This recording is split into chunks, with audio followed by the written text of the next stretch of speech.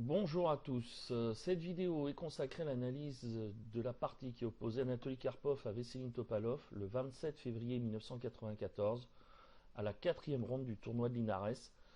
Ce tournoi de Linares où Karpov a réalisé la plus belle performance jamais enregistrée dans son immense carrière. Dans un tournoi, dans ce tournoi, il a réussi une performance de près de 3000 élos avec 11 points sur 13. Il a gagné 9 fois pour 4 nuls.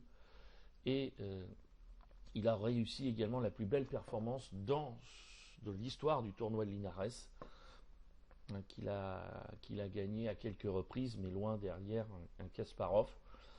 Et Karpov donc avait remporté avant cette partie les 3 premières rondes, avant d'affronter Topalov, qui était à l'époque un jeune grand maître très prometteur, le Bulgare qui est né en 1975, c'est-à-dire l'année où Karpov est devenu champion du monde.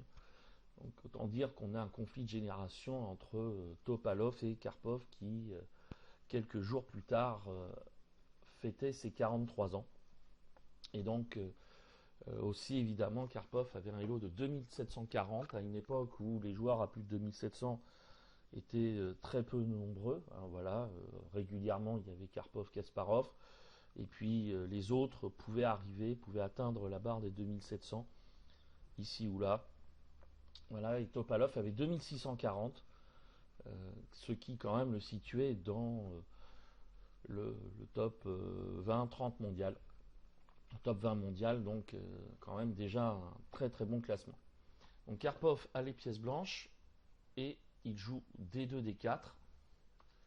Topalov joue cavalier F6, C4, C5. Donc là, Topalov propose une ouverture dissymétrique qui peut être la défense Benoni. Si les blancs jouent D5, on joue E6. Ou alors, s'il veut vraiment tenter encore plus, j'allais dire, de risque ou d'ambition, c'est le gambit de Meko avec B5, qui est parfaitement jouable. Mais évidemment, il faut bien maîtriser.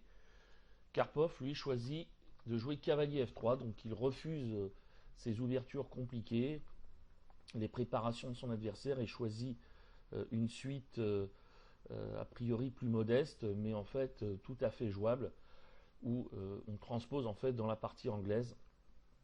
Voilà, et donc Karpov préfère des schémas qui lui conviennent mieux que des lignes compliquées contre un joueur d'attaque.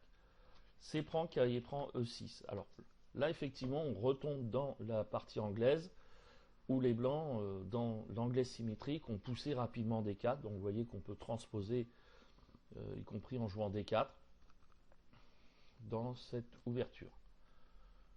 G3, cavalier C6, fou G2, fou C5. Donc là, Topalov joue d'une manière agressive, mais a priori tout à fait normale. Hein. Voilà, il attaque le cavalier qui se retire en B3. Le fou se replie en E7. Cavalier C3. Petit roc D6. Là, on est dans un schéma qui est assez classique dans la partie anglaise, où les noirs se barricadent derrière les pions E6 et D6. Ça peut faire penser évidemment au système hérisson si les blancs jouent E4. Et donc, qu'est-ce qu'on appelle le système hérisson? C'est ce que je viens de dire, c'est-à-dire que les noirs se barricadent sur les 3 dernières rangées avec les pions E6 et D6 devant, et ensuite, donc ils se protègent, et puis ils vont préparer la poussée soit D5, soit B5 pour ouvrir la position. Hein. C'est le principe du hérisson, hein, qui s'y frotte s'y pique, et donc ils essayent de construire ça. Voilà, c'est solide, c'est un peu passif. Je suis pas sûr que ce soit d'ailleurs dans la meilleure situation pour un joueur d'attaque comme Topalov, mais en tout cas ça marche tout à fait bien. Donc voilà, à noter que dans cette position, on peut aussi ressembler à une sicilienne. Si vous avez le pion en C2 et l'autre en E4, vous avez une variante de Scheveningen où les blancs ont joué G3, fou G2. Donc là, on a un premier carrefour. Les blancs auraient pu jouer E4, mais je pense que dans cette situation, les noirs peuvent s'en sortir parce que le cavalier en B3, il n'est pas si bien placé que ça, alors que souvent dans les hérissons, soit le cavalier a été échangé et c'est la dame qui se retrouve en D4, soit il est sur une autre case comme F3 par exemple. En B3, il est légèrement mal placé. Mais évidemment, c'est parfaitement jouable. On peut jouer aussi d'autres coups comme fou G5, ou même aussi, j'ai vu dans la base de données, cavalier D4, avec l'idée d'échanger les cavaliers, de faire pression avec le fou G2 sur cette grande diagonale. Karpov choisit un coup parfaitement normal, c'est fou F4. Voilà, il développe une pièce, il attaque D6, et il va faire pression, par exemple, en jouant dame D3, tour D1, par exemple, pour attaquer ce pion-là. Donc là, on a le sentiment, voilà, que les blancs ont un petit avantage. Il n'y a pas grand-chose, mais en tout cas, il y a quand même, on peut dire, les blancs ont un peu plus d'espace, un peu plus de facilité. Évidemment, un coup qui n'est pas recommandé, c'est E5, parce qu'après fou G5, la pression contre F6 se fait, et c'est la case D5 qui devient dominée par les blancs, parce qu'après, évidemment, fou G5, il peut y avoir la menace d'échange du fou contre le cavalier et le contrôle de la case D5 qui est vraiment assuré. Donc attention à ça. Topalov, lui, joue cavalier H5, qui veut chasser le fou avec ce cavalier, voilà, qui est une réponse assez normale. Là, ici, évidemment, on pourrait jouer fou E3. Voilà, et puis les noirs peuvent revenir peut-être avec cavalier F6. Voilà, bon, alors, concrètement, les blancs ont gagné un temps, ou les noirs en ont perdu un, selon le point de vue qu'on est. Mais c'est peut-être pas si grave que ça. Alors, il y a un petit avantage blanc, mais la position reste fermée, et puis surtout, le fou E3 bloque le pion E2, et ça peut gêner, même si finalement, le pion E2, il laisse quand même la diagonale du fou G2 ouverte. Mais par exemple, ça peut effectivement ralentir. Karpov, lui, a une autre idée, absolument inattendue, c'est qu'il joue E3. E3, c'est le genre de coup qu'on ne recommande pas lorsque on apprend, j'allais dire, les échecs quand on veut pousser un petit peu son apprentissage. Pourquoi? Parce que ce coup a deux inconvénients. Le premier, c'est qu'on échange le fou contre le cavalier, et c'est un fou qui est quand même intéressant. Le deuxième, c'est qu'on affaiblit la structure de pion.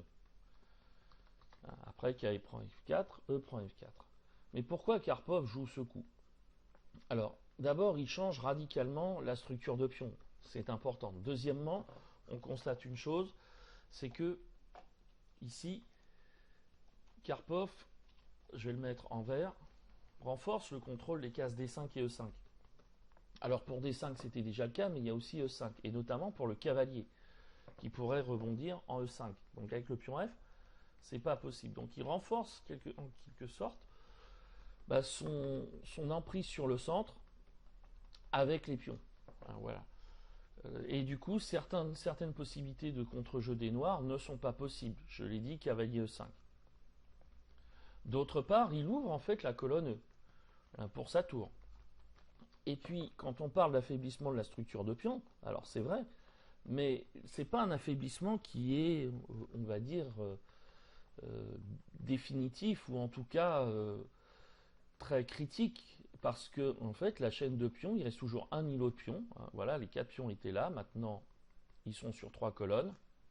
Donc il n'y a pas d'affaiblissement général de la structure de pions, dans la mesure où on ne crée pas un îlot isolé de pions.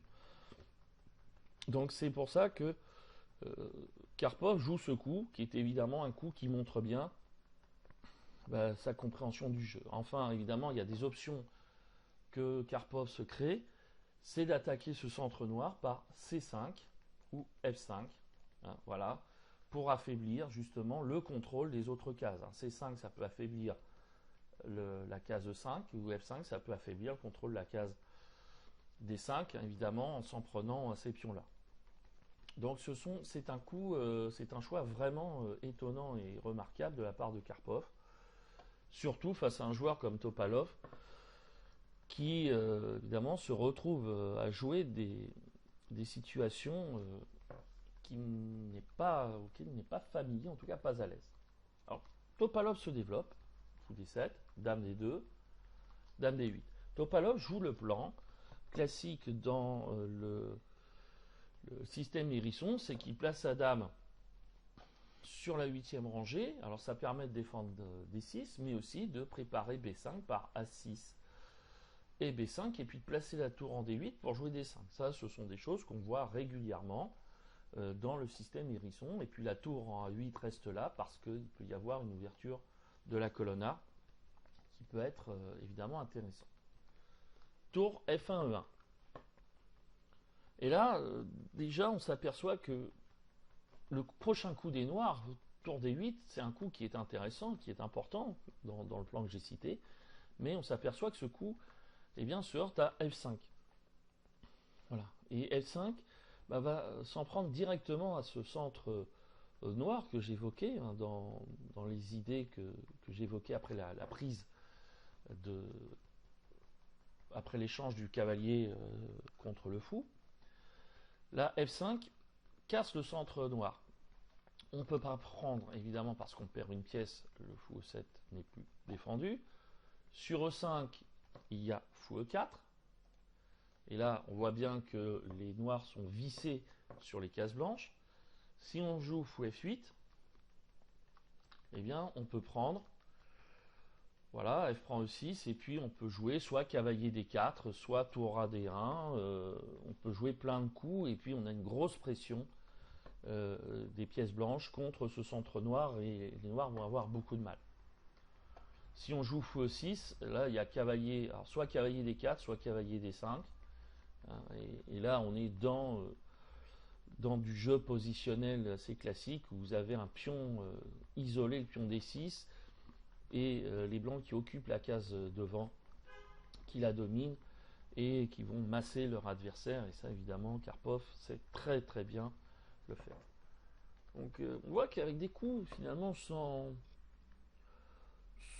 couleur particulière, sans venin particulier, Karpov pose des problèmes aux noirs. Topalov joue G6 pour empêcher F5, il veut jouer tour D8.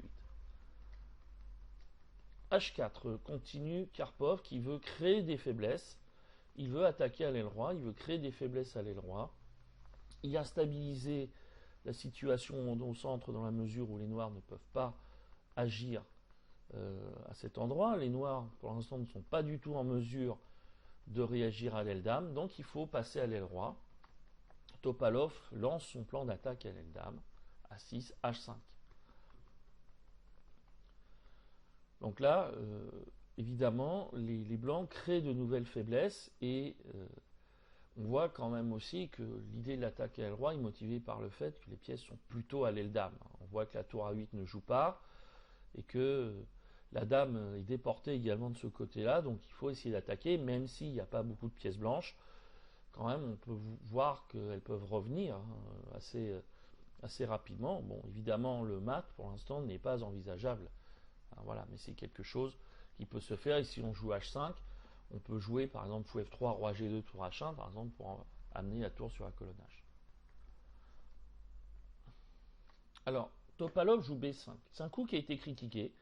Alors, l'idée de réagir à l'aile dame est bonne, sinon Karpov va complètement écraser son adversaire. Mais il y a évidemment une petite erreur tactique que l'on critique. Alors, on propose de jouer tour A7. L'idée de tour A7, c'est de jouer B5 en défendant le fou D7, et on va voir pourquoi c'était important de défendre le fou en D7.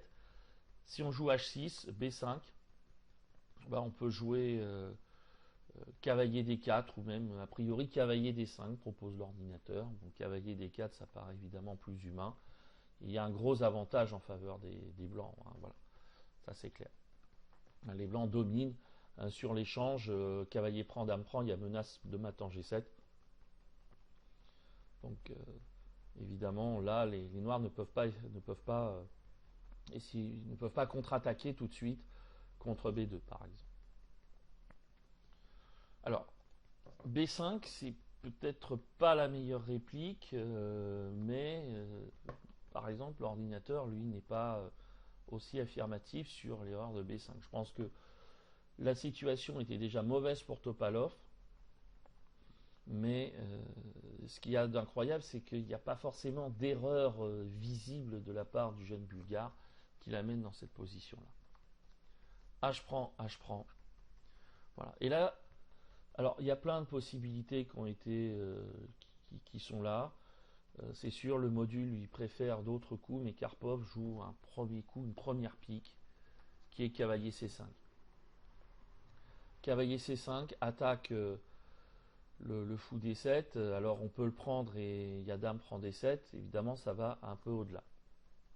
Alors dans la partie, Topalov a pris, mais on va voir ce qui se serait passé si par exemple les noirs avaient joué fou E8. Eh bien alors, à l'époque on disait la ligne cavalier prend A6 était bonne, elle est toujours bonne mais elle est moins bonne que prévu, tour prend, C prend, tour B6, B prend C6, fou prend C6, fou prend C6, tour prend C6, il y a un pion de plus pour les blancs, mais les noirs ont quand même du contre-jeu sur l'aile dame, donc la partie continue. Voilà. Mais l'autre suite qui est encore plus forte, c'est cavalier prend E6, F prend E6, tour prend E6, avec des menaces, c'est fou prend C6 et tour prend E7, donc on défend par tour A7, ce qui permet de défendre le fou, tour A E1 on renforce, et si on joue fou F6, et bien là on peut jouer soit C prend B5, soit C5, en sachant qu'évidemment D prend C5 n'est pas possible, puisque les blancs récupèrent le cavalier C6, récupèrent la pièce qu'ils ont sacrifiée. Et là, toutes les lignes, les variantes montrent que la position s'écroule. Par exemple, donc si on ne prend pas, il va y avoir dame prend D6 et le cavalier va être attaqué une fois supplémentaire et le fou F6 aussi.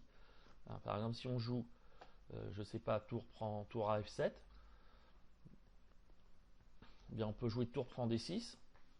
Donc qui attaque, et là, par exemple, si on joue cavalier E7, eh bien, on peut jouer tour prend F6, tour prend F6, tour prend E7, et là, on voit que, eh bien, il y a 2, 4, 6, 3 pions pour la qualité, des pions passés, et un roi qui n'est pas du tout en sécurité, avec, voilà, par exemple, on a ceci. Évidemment, les lignes ne sont pas forcées. Alors après cavalier C5, peut-être que le meilleur coup était de défendre le cavalier D7. Alors on peut jouer dame C8 ou dame C7. Je pense qu'il n'y a pas énormément de différence. Hein, on échange, on capture. Voilà, c'est clair. Et après, cavalier prend B5. Les noirs peuvent jouer peut-être D5 qui bloque le fou G2 et qui libère aussi le fou E7. Qui ainsi peut aussi aller en F6 et ça donne du contre-jeu. Un peu plus de contre-jeu que dans la ligne précédente, mais en tout cas on a une position qui est certes difficile, mais une position qui reste encore jouable pour les noirs, même si évidemment Topalov va mener un combat un peu désespéré pour essayer d'annuler. Donc on revient à cavalier C5. Donc Topalov a pris, dame prend D7, tour C8, donc il défend, avec l'idée, c'est que sur fou prend C6, les blancs gagnent une pièce, non, il y a tour A7, et la dame doit s'en aller, après D3, tour prend C6, C prend B5, alors est-ce qu'il faut jouer C4 tout de suite ou pas? Peut-être le meilleur coup c'est C5, voilà, et puis sur dame F3, eh bien on peut jouer tour C8, alors, sachant que sur B prend A6, il peut y avoir évidemment dame prend B2 ou tour prend A6. Tour prend A6 tout simplement. Et là, c'est vrai que les noirs ont peut-être un peu de contre-jeu dans l'esprit du gambit de Benko qu'on évoquait tout à l'heure. Voilà. C'est ce qu'a vu Topalov. Mais Karpov, lui, avait vu autre chose. Et là, c'est le show qui commence. Tour prend E6. Il sacrifie la tour. Mais si on regarde la première ligne, on s'aperçoit qu'il va récupérer assez vite du matériel. F prend E6, dame prend E6, roi G7, fou prend C6. Voilà, et il récupère déjà la qualité. Il a 2 pions de plus et le pion en G6 va pas bien. Si on joue par exemple tour A7, il y a fou E4. Voilà. À noter d'ailleurs que sur roi F8, après dame prend E6 échec, il y a fou D5 menace mat, roi E8, dame prend G6, roi D7, roi D8, ça revient à la même chose, dame E6, roi D8, fou prend C6, et là, la menace tour D1 est évidemment décisive.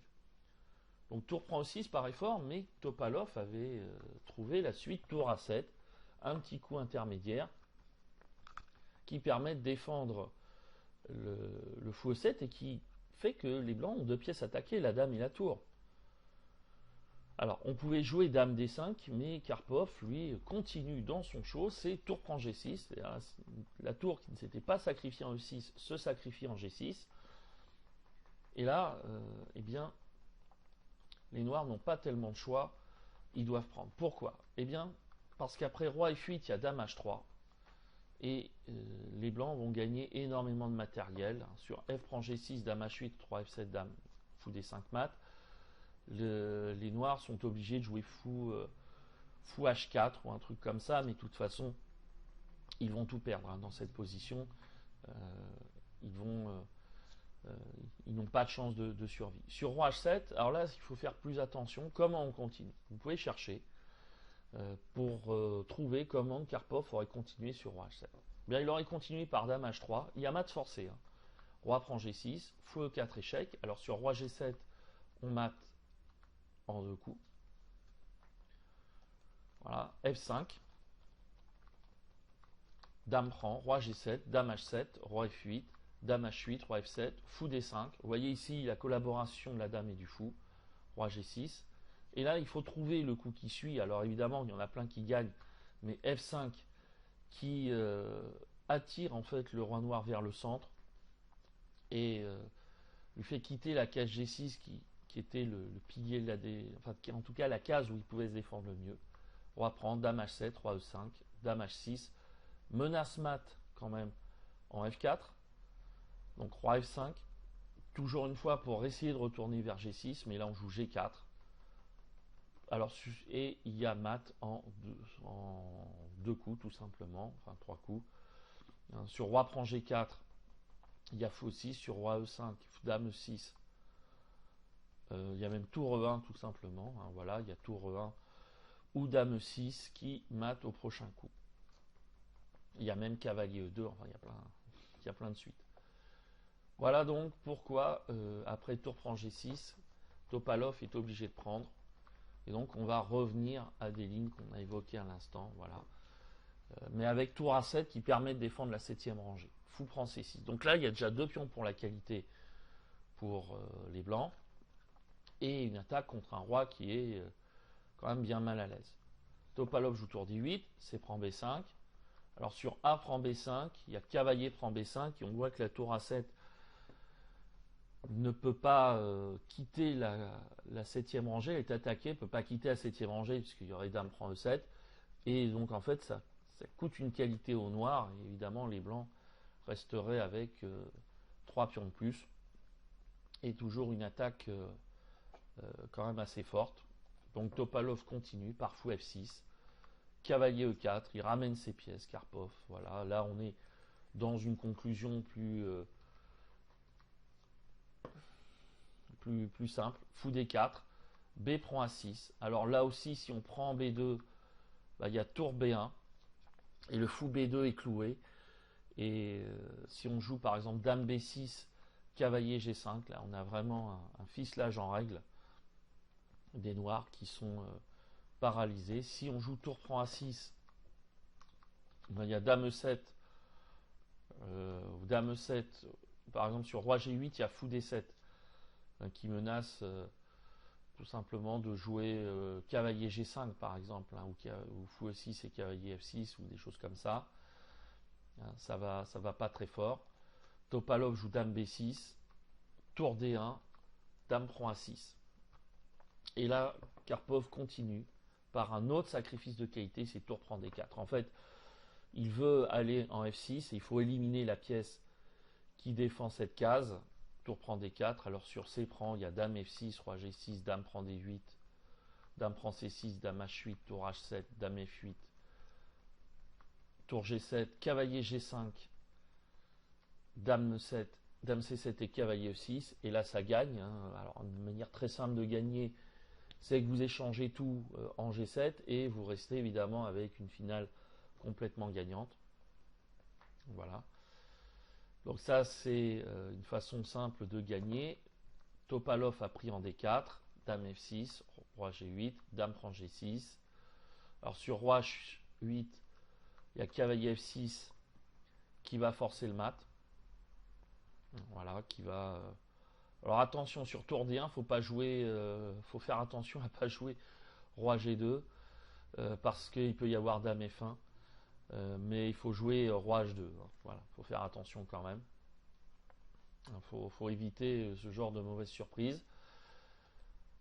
Donc là, sur Dame prend G6, Roi F8, Dame E8, Roi G7, Dame E5, Roi G8, cavalier F6, Roi F7, Fou E8. Alors, sur Roi G7, eh bien, on va faire du moulinet, des mouvements de Dame. On va combiner tout ça. Hein, échec, échec, échec, échec, échec et échec. Et voilà, on finit par cavalier F6 et là, on gagne la Dame. Hein, parce que sinon, il y a mat. Donc, Roi F8 a été joué. Dame prend C5, Dame D6, Dame prend A7. Donc, on a récupéré une des deux tours. Et là, Topalov aurait pu tenter un piège par tour D1 échec, Roi G2. Et là, c'est tour G1 échec. Avec le piège, c'est sur Roi prend G1, Dame D1, Roi G2, Dame H1. Et là, ça force le pat. Là, évidemment, mais les blancs juste jouent Roi H3. Faut même pas jouer d'ailleurs au passage Roi F3. Hein. Sur Roi F3, eh bien, qu'est-ce qu'on fait? On va jouer tour prend G3, échec. Et ensuite, on va jouer. Alors, sur Roi prend G3 ou Dame prend. Ou F prend G3, il y a Dame prend F3 et Dame prend F4. Donc attention, hein, ça c'est la Dame folle qui provoque le pat.